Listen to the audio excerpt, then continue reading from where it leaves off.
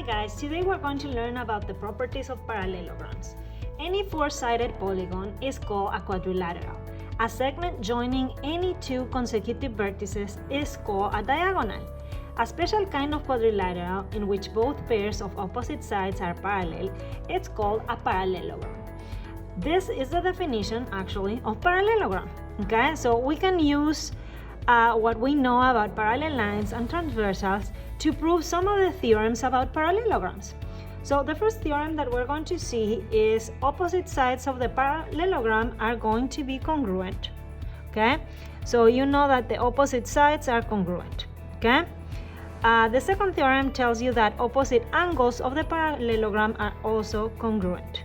Okay, so meaning this is congruent to this is congruent to this. The third theorem that we have here is that if a quadrilateral is a parallelogram, then its consecutive angles are supplementary. Okay? Meaning what supplementary? That they add 180. Okay? The fourth theorem that we have here is that the diagonals of a parallelogram bisect each other. Okay? Meaning this one is basically bisecting. Okay, so this is congruent to this and this is congruent to this.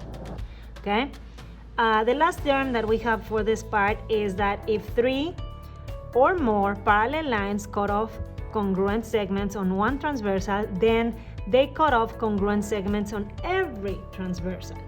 Meaning in this situation you have that the segment BD is going to be congruent to this guy is going to be congruent to DF.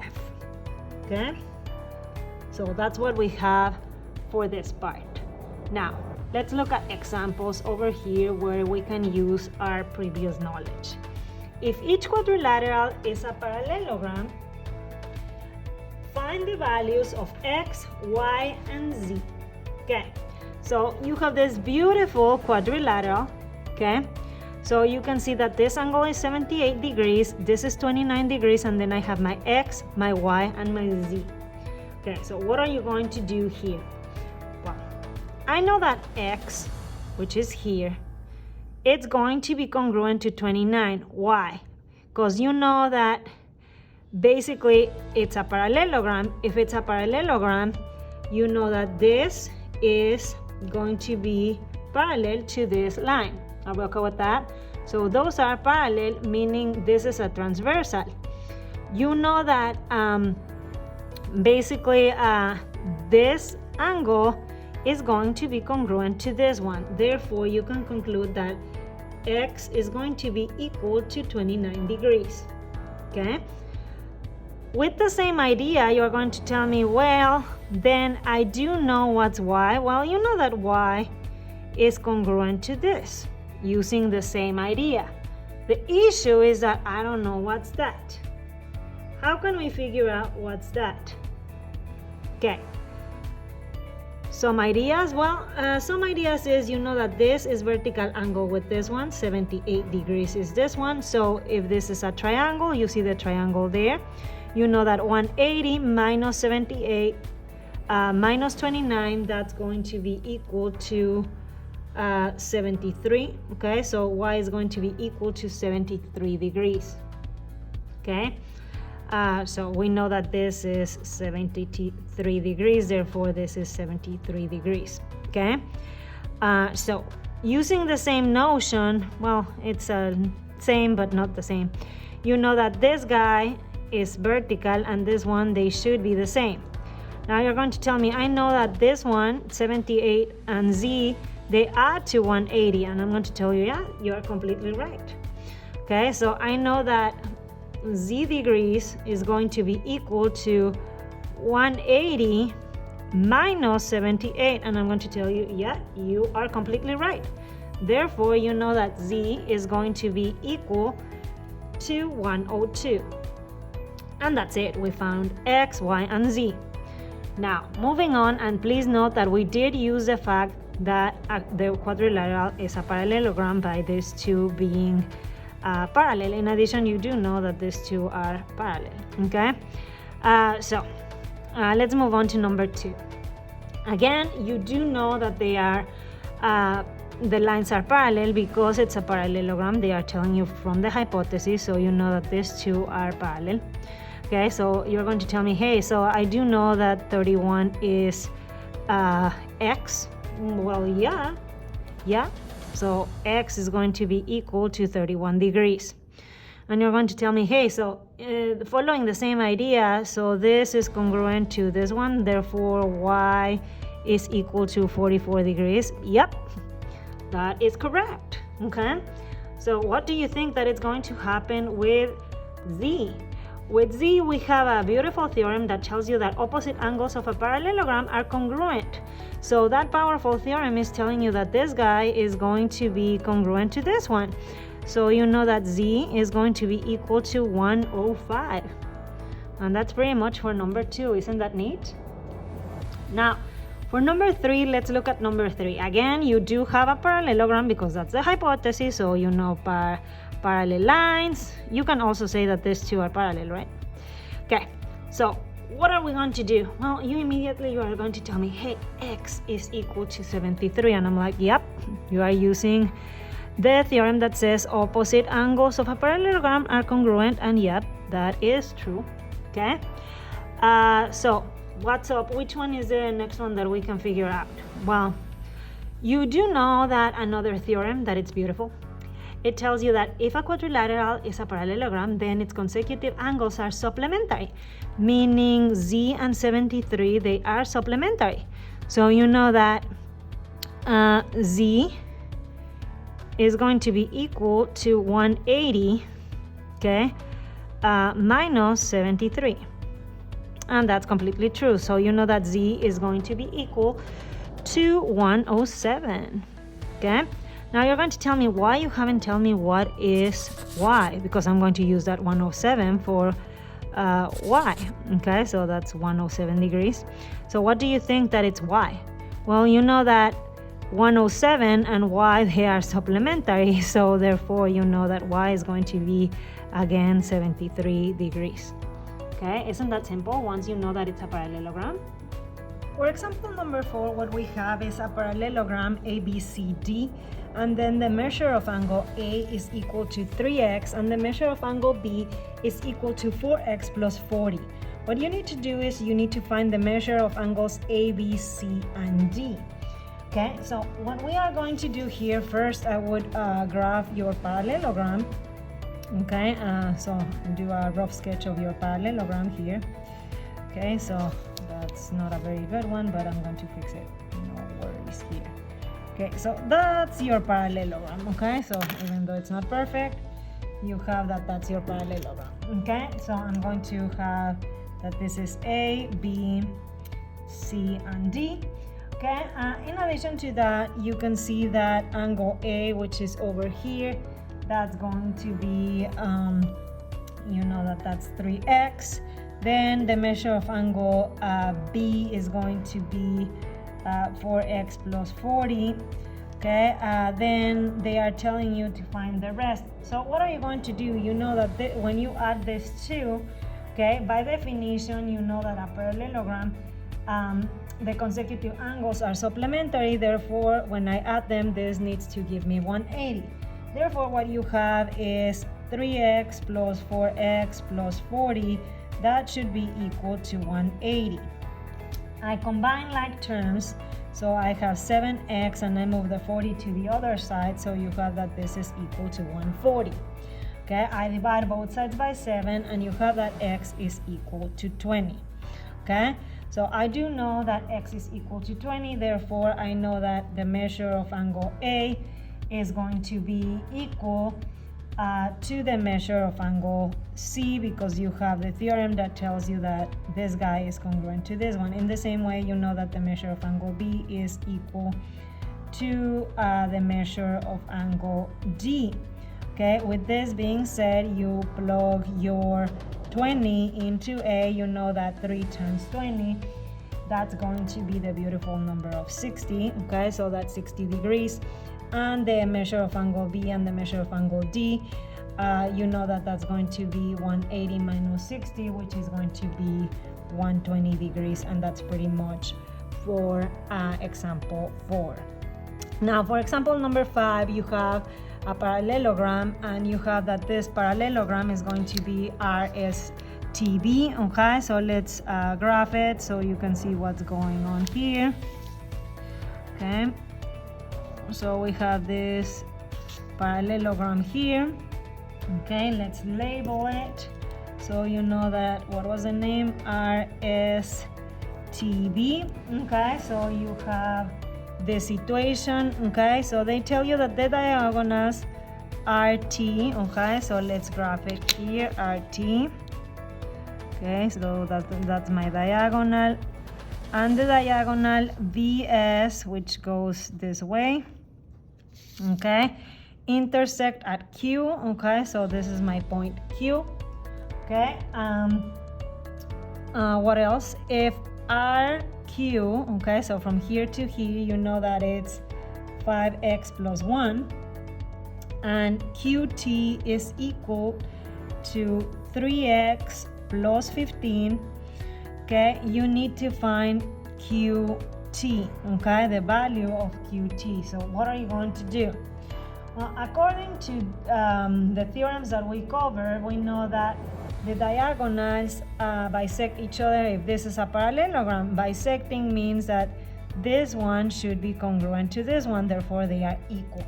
Okay, so I'm going to have that 5x plus 1 is going to be equal to 3x plus 15, and this is going to be equal, well, you're going to have that 2x because I passed the 3 to the side and the 1 to the side, so you have that this is going to be 14.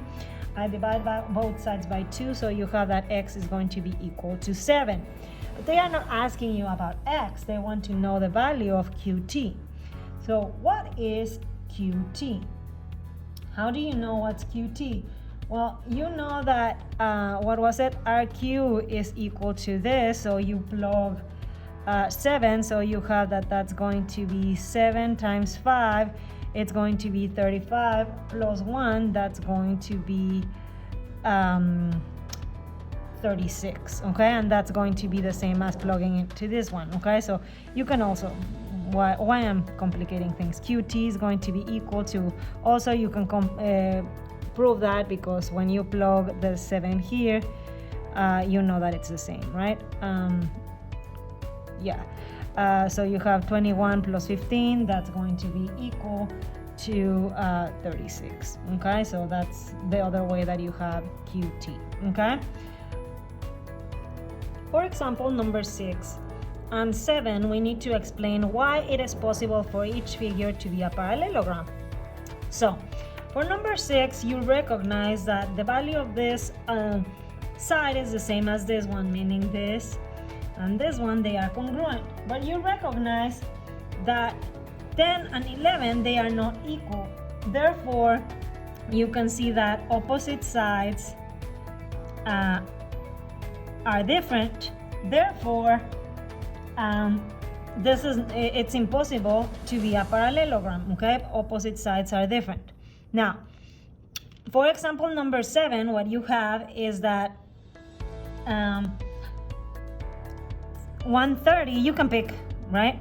130 and 125, they are not equal, okay?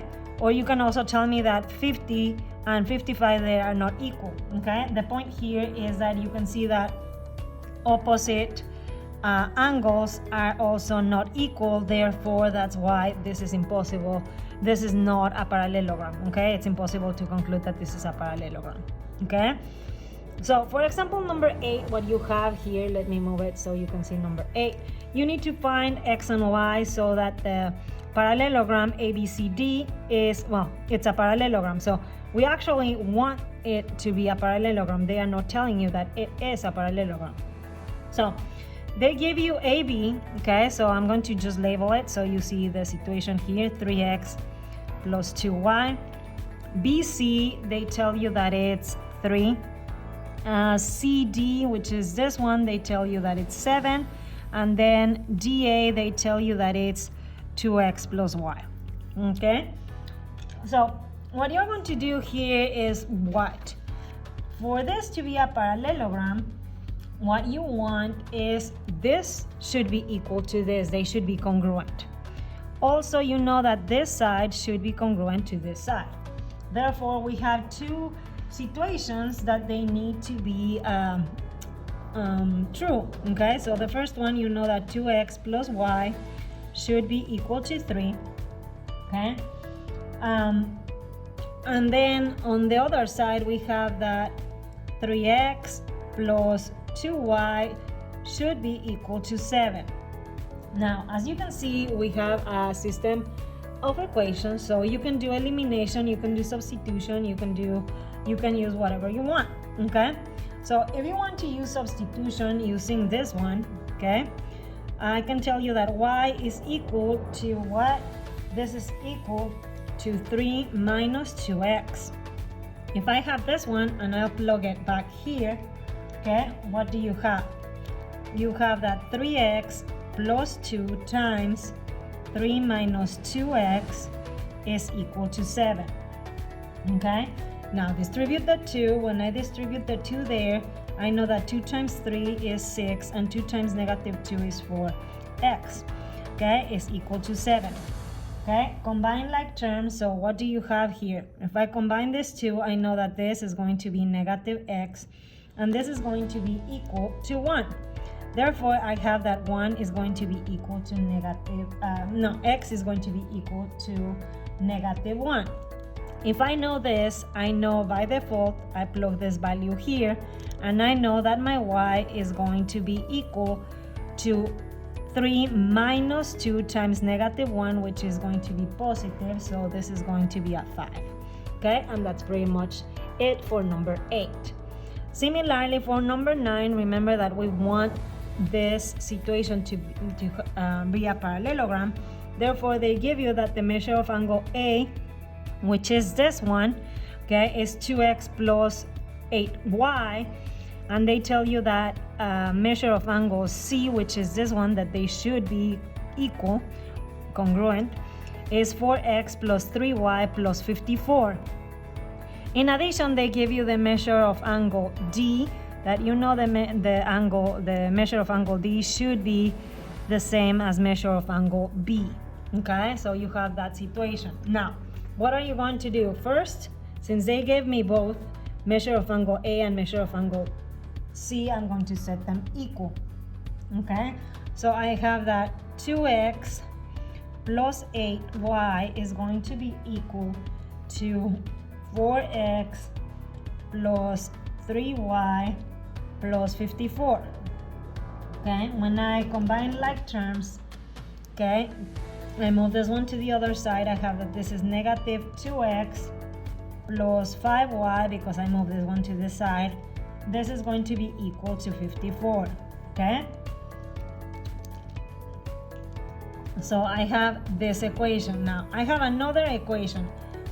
As we mentioned, you have D, and you can select D and A or D and C, depending on what you prefer. Okay, but here I'm going to do A and D. You know that the relationship between these two angles is that they are supplementary angles. Therefore, you know that if this is one equation, right? I'm going to put check mark. Your other equation here, it's going to be as follows. I know that A is going to be 2x plus 8, and then you have that D. If I add A and measure of angle A and measure of angle D, which you have this, you know that this should give you 180. Okay, so with this being said, I combine like terms, okay, which you can see the x's, so you have a 3x, and then I combine the y's, 8y and 2y, you know that that's a 10y. That's going to be equal to 164. And this is your other equation. Therefore, I have a system of equations. Okay, so if you have a system of equations here with these two numbers, I would honestly do elimination. Okay, so let me get another paper. Okay, so for elimination, what would I do here?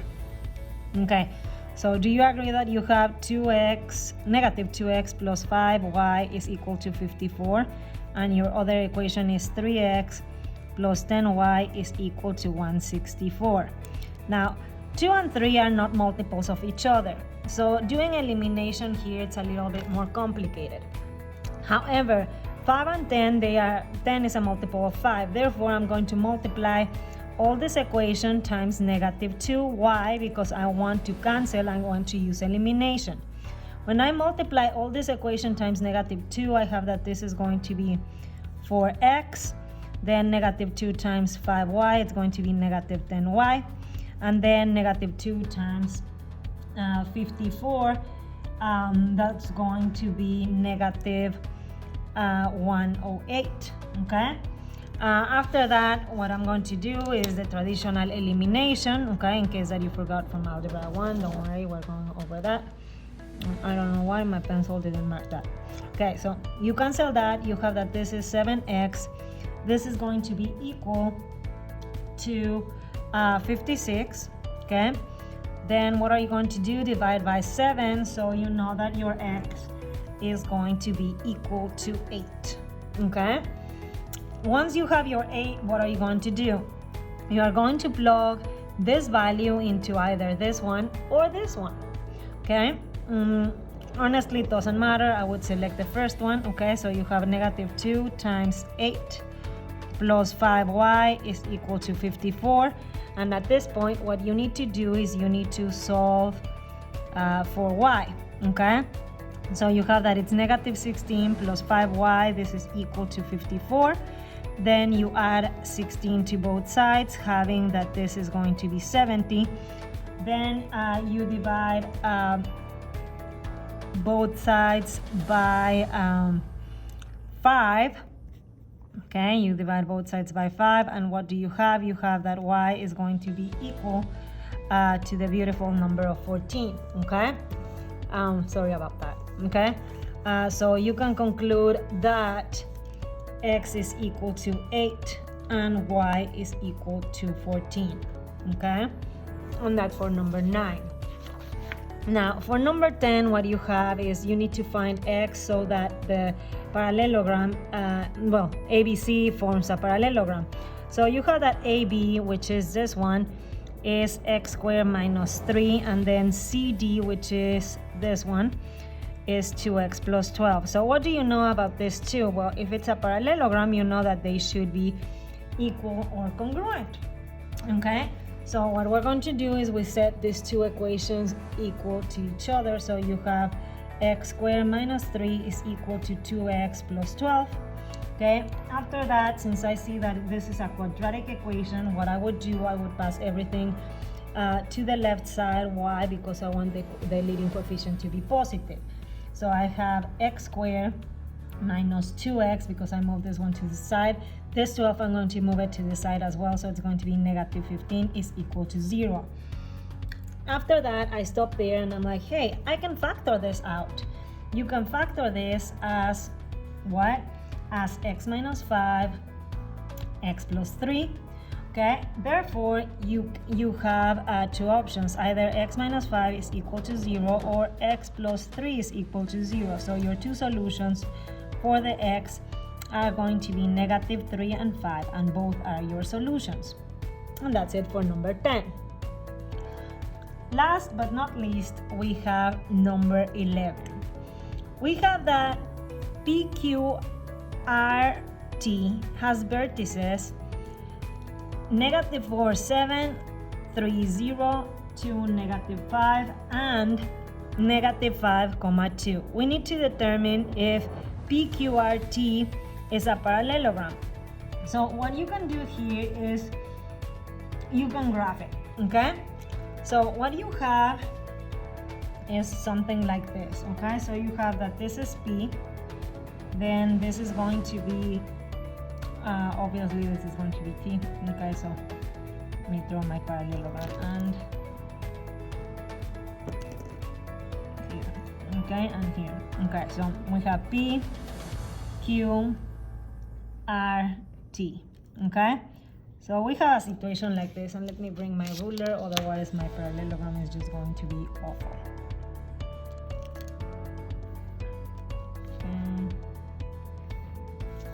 And here, Okay, so I have my parallelogram. Now, what are you going to do here? Well, it has values, right? So technically, you could find the value of this side, the value of this side, of this side, and this side, and make sure that they are equal, and that should be it. Okay, that one would be via proving that the sides are congruent. There's another way that you can do it. You can also use the fact that basically the opposite sides are parallel, right? If you use that one, you would be using the slope. So there's two ways that we could prove that this is a parallelogram. Okay, so I'm just going to select today the slope way. Okay, if I do the slope way, I'm going to do first, I want to prove that this slope is the same as this one. Okay, I'm going to prove that they are parallel. So I know that the slope of, okay, the slope is equal to what? Well, if I'm looking at PQ, I'm looking at this too. I know that it's 7 minus 0 divided by -4 minus 3, which I know that this is going to be 7 over -7, which is -1. Okay, so what I want is that my slope of what? TR to be the same. So let's see if that's true. Okay, so TR, you know that the slope of this one is going to be equal. We're going to use this 2. Okay, so TR is going to be 2 plus 5 divided by -5 minus 2, and this is going to be equal to, surprise, surprise, 7 over -7, which you know that it's -1. So I do know that, what can you conclude from this two? I can conclude that PQ, okay, the segment PQ is parallel to the segment TR. Okay, so now the next thing that I need to do, and I'm going to use again my extra piece of paper here, is that, so I know that this guy is parallel to this one. Now I want to prove that this is parallel to this. Okay, so let's do it in an extra piece of paper. So what I want now is PT, okay, the slope. You know that that one is going to be equal to 7 minus 2 divided by 4 plus 5, and this is going to be equal to 5 divided by 1, which you know that it's 5. So my hope is that the slope of QR is the same, is it? So QR, the slope, okay, is going to be equal to 0 plus 5 divided by 3 minus 2, and boom, yes, it's exactly the same. You know that it's going to be 5.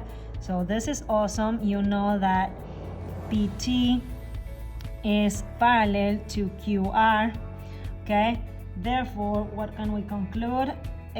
You can conclude, okay, so those, okay, what do you have here? PQRT is a parallelogram.